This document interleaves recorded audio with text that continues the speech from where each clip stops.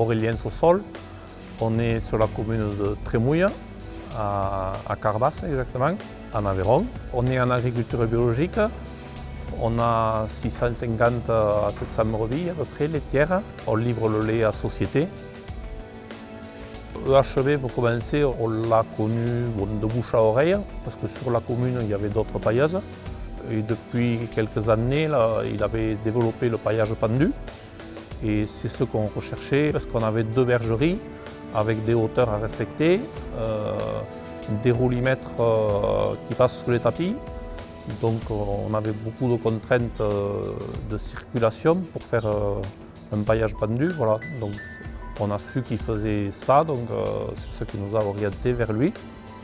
Et après, on a étudié un chemin de roulement avec un tracé et on est arrivé à quelque chose qui fonctionne aujourd'hui. On a 190 mètres de chemin de roulement et avec les hauteurs et vraiment les passages où on passe à 10 cm des poteaux, où tout se passe bien, c'est vrai que c'est peut-être ce qui m'a impressionné le plus, sur vraiment la circulation de la pailleuse et la prise des virages. Quand ça passe à les virages, on met des zones de paillage avec des vitesses plus réduites. Et quand on repasse dans une zone plus large, on augmente la vitesse de rotor et on repaille plus large.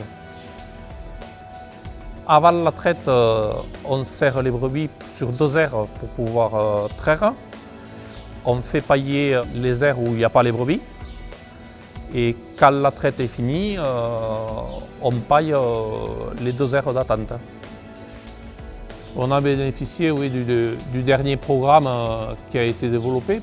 On a le tracé du chemin de roulement sur l'écran et on sait où est la pailleuse, on sait dans quel état elle est, on sait si elle a les bloqueurs fermés, ouverts, on sait si la porte est ouverte à droite, à gauche.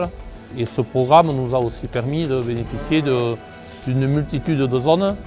Quand on sort des brebis dehors, pour pas mettons qu'elles prennent dans la paille avec les pattes dehors, on crée des cycles où c'est que la pailleuse va s'arrêter de pailler avant la sortie de bergerie, pour qu'après avec les pattes, elles ne prennent pas la paille dehors. Et c'est vrai qu'on peut faire une multitude de cycles, c'est infini les cycles qu'on peut faire.